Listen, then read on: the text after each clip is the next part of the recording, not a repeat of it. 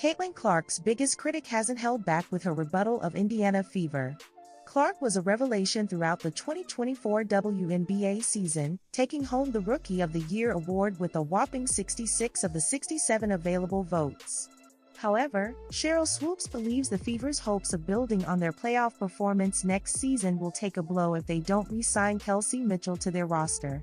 Speaking on NBA All-Star Gilbert Arenas' podcast No Chill, Swoops said, "Personally, here's where I think the Fever didn't do a very good job, and that was with Kelsey Mitchell, who's an unrestricted free agent.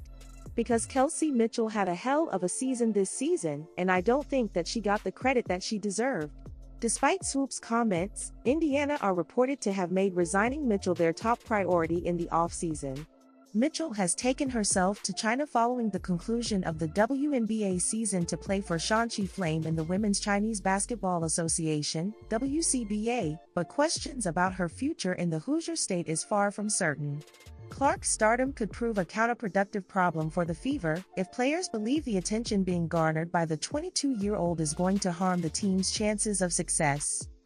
There's no doubt the Iowa-born gem has been a revelation for the WNBA, with ticket purchases, merchandise sales, and viewership all enjoying significant boosts during the 2024 season. But if the Fever want a real shot at the WNBA title, they'll have to avoid becoming the Caitlin Clark team. It comes after Swoops suggested Clark's rise to prominence had stolen all the limelight in Indiana, before insinuating players are put off from playing for the Fever because of the hype surrounding the rookie star.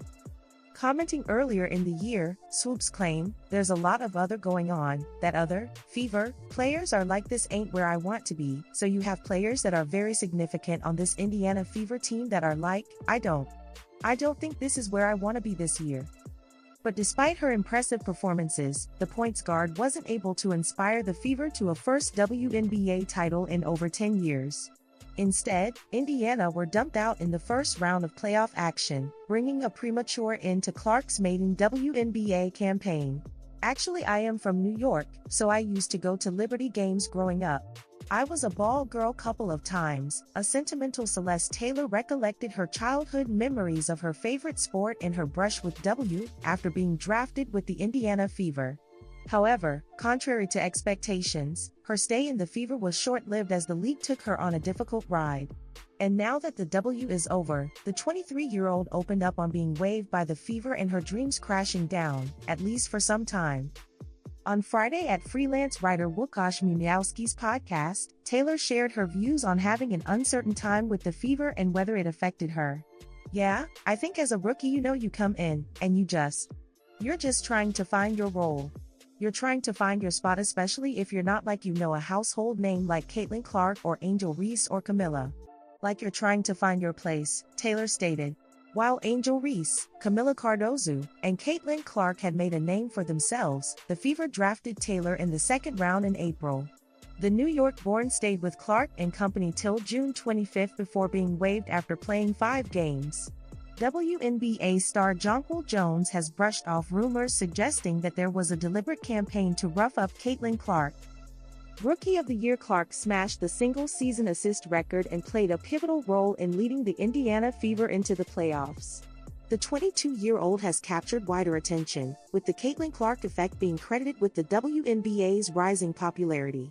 Clark swiftly became the Fever's star player and was at the center of opposition game plans, which sparked whispers among fans that rival teams were getting too tough with the rookie.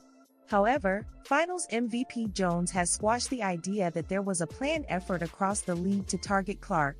"I think it was awkward for me, you would go on social media and you would just see people pushing narratives that just weren't true," WNBA champion Jones said on the Kickin' It with D podcast. "We're going out there to compete hard every night. It's our job, and we're athletes. It wasn't that we, the WNBA players, are trying to bully Caitlin Clark. But it was just the fact that we're going to go out here, we're going to hoop. It was never about her personally or trying to attack her, it was just about us, going out there," Jones continued. "The best sign of respect you could get from an opponent is them coming out there and playing you hard." New York Liberty Center Jones has been in the WNBA since 2016 and isn't the only one to shrug off the notion that Clark was targeted by her rivals. WNBA Commissioner Kathy Engelbert chimed in after Clark's dazzling 30-point performance in the Fever's win over the Washington Mystics back in June. "Did anyone say she was targeted in that game?" Engelbert asked. "No, because everyone's just looking for the outcome they want."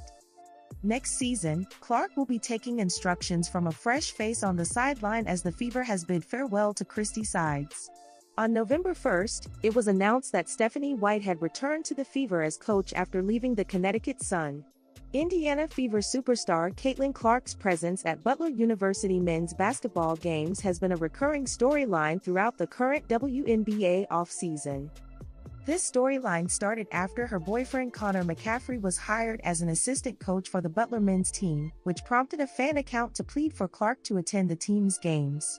Clark has since obliged, even showing up at one preseason practice. The 22-year-old was also present at both of Butler's 2024-25 regular season games, and has received attention during them for two distinct reasons. During their season opener against Missouri State University, she went viral for hilarious facial expressions that were caught on Hinkle Fieldhouse's Jumbotron. And during Friday's game against Austin Peay, Clark was seen wearing glasses, which sent the women's basketball community into a frenzy. When the Fox broadcast of the game showed Clark in these glasses, they soon panned the camera to McCaffrey on the sidelines, and then to his brother Patrick, who plays for Butler. When Connor McCaffrey was shown, Fox's caption for him was, "WNBA Roddy, Rookie of the Year, Caitlin Clark's boyfriend," and when Patrick was shown the caption was, "WNBA Roddy, Caitlin Clark's boyfriend's brother." Fans are torn about whether to find both McCaffrey brothers being framed through Clark as hilarious or disrespectful. Angel Reese has reacted to Simone Biles' new look after the Olympic icon was spotted watching the Chicago Bulls with her husband Jonathan Owens. Biles was in the spotlight earlier this week as she made an appearance at Thursday's Bulls-Timberwolves game. The record-breaking U.S. gymnast was in attendance with Owens ahead of Sunday's NFL game between his Chicago Bears team and the New England Patriots at Soldier Field. After becoming the most decorated U.S. gymnast of all time during the Paris Olympics, Biles has been enjoying her success on tour but took time out for herself as she had a makeover while in Chicago. Biles teamed up with makeup artist Deja Blackwell, who has also styled Reese. A picture of Biles was posted on Instagram where she sat with a beaming smile and posed for a couple of shots following her makeover. Reese commented on the post, lauding Biles' smile and beauty as she wrote, "Face eats." The WNBA star was asked in response by Blackwell about putting on eyeshadow when she comes home, to which Reese sternly replied, "Absolutely not." The Chicago Sky star has been enjoying her off-season break following the conclusion of the WNBA season. Reese's record-breaking year was cut short due to a wrist injury that required surgery, but she is out of her cast and back training for her second season in the league after starring in endorsement ads for Beats and Reebok. Reese's popularity has helped grow the WNBA and simultaneously landed her major deals with Beats, where she narrated a star-studded sporting cast lineup, and with Reebok, where she will be releasing her own footwear brand. Having finished her debut WNBA season with 13.6 points per game, a league-best 13.1 rebounds, and breaking the WNBA's single-season rookie double-double record, Reese has become a superstar in the sport, finishing second in the Rookie of the Year voting behind Indiana Fever sensation Caitlin Clark. Reese's fame has seen her continue to brush shoulders with some of the biggest names in sport, including Biles. Biles has also cooked up a great relationship with Clark too, having dropped in as a surprise guest when she and fellow Olympic gold medalist Gabby Thomas watched the Fever beat the Connecticut Sun last season. "Simone and I went to the Fever game, which was incredible. The energy in that stadium, fantastic. We actually surprised Caitlin," Clark, Thomas recalled to NBC. "We were hiding next to their locker room and waiting for them to run out. The entire team was floored and Caitlin was so shocked." Nike is deepening its partnerships with the NBA and WNBA as basketball explodes in popularity in 2024. That's good news for the company as it tries to get back to its sports roots and reinvigorate sales, and as women's basketball becomes increasingly popular. The sportswear giant announced in October that it signed a 12-year agreement with the NBA, WNBA, and NBA G League to be the exclusive uniform and apparel provider for each league.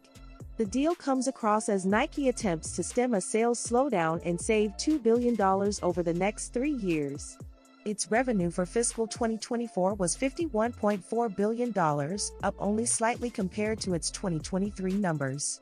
The company has replaced its CEO John Donahoe. On October 14. Nike veteran Elliott Hill returned to the company in a new role as CEO to help drive innovation and set Nike apart from sportswear competitors. While Nike started as a running brand, its business has historically been linked with basketball after a 1984 collaboration with Michael Jordan. The success of the shoes ultimately led to the Jordan brand, which brought in approximately $6.9 billion in revenue for fiscal 2024, about 14% of Nike's total sales. Nike is ramping up its collaborations with the WNBA as the sport of basketball experiences a resurgence in 2024. This could not come at a better time for the sports apparel giant, as it works to rekindle its passion for sports and revitalize sales, particularly in light of the soaring interest in women's basketball. In a significant move, Nike announced in October a groundbreaking 12-year agreement with the NBA, WNBA, and NBA G League, establishing itself as the exclusive uniform and apparel provider across all 3 leagues.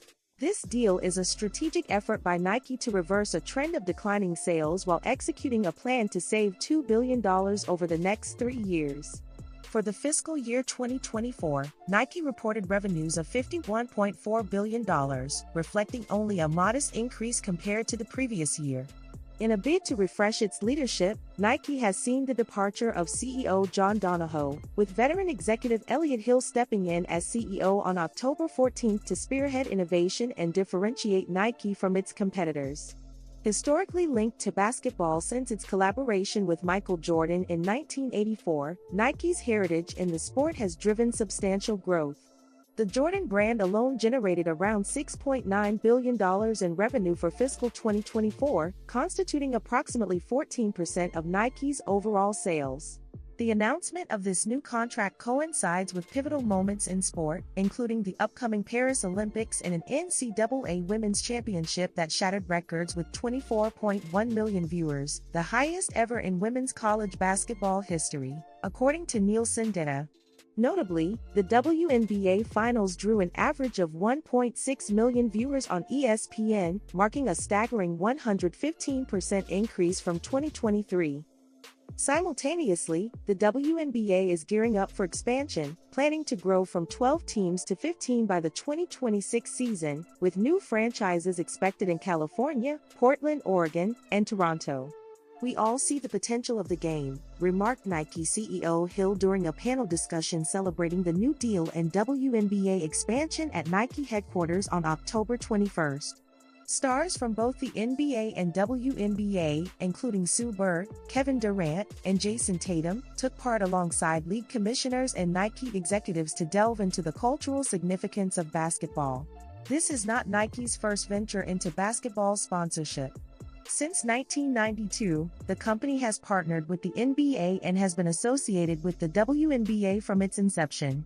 Following Adidas' decision not to renew its contract, Nike secured an 8-year apparel agreement for $1 billion with the NBA, WNBA, and G League in 2015, as reported by Bloomberg. In a statement, Nike highlighted that investing in women's sports is akin to investing in the future of all sports. The company aims to enhance the culture surrounding the game and create opportunities for every aspiring young athlete dreaming of stepping onto the court. Analyst Rachel Wolf at eMarketer indicated this partnership enhances Nike's potential to leverage the escalating popularity and viewership of the WNBA, possibly aiding in a recovery of its lifestyle segment, provided the company can deliver on innovation and design. Amidst a softer demand in the lifestyle market, Nike has shifted its focus away from that division, as noted in a Goldman Sachs report from June. Executives have previously stated that the company is intent on returning to its sports-focused roots. For the last 50 years, Nike's been about centering the athlete and enhancing sport globally, Hill asserted during the October panel. Nike is also keen on backing prominent WNBA talents as their star power grows. Highly touted rookie Caitlin Clark, who made headlines as the all-time leading scorer in NCAA Division I basketball, recently signed an 8-year contract worth up to $28 million with the brand, as reported by the Wall Street Journal. According to Simeon Siegel, senior retail and e-commerce analyst at BMO Capital Markets, it is crucial for Nike to fully embrace the WNBA. He emphasized that in order to maintain its prominent position, Nike must win everywhere, which poses a challenge. Other panel members at the event, including league executives and NBA Commissioner Adam Silver, discussed the interplay between basketball and lifestyle apparel. Siegel stated that Nike must strive to be more inclusive and adaptable, balancing between sportswear and lifestyle wear in an ever-evolving market. It's Nike's responsibility to create demand through innovative products and storytelling, then manage that demand across its portfolio, Siegel added. BMO continues to maintain a buy rating for the brand. Though Wolf from a marketer conveyed that the new 12-year agreement is logical, she cautioned that Nike will need more than just partnerships with the NBA and WNBA to bounce back effectively.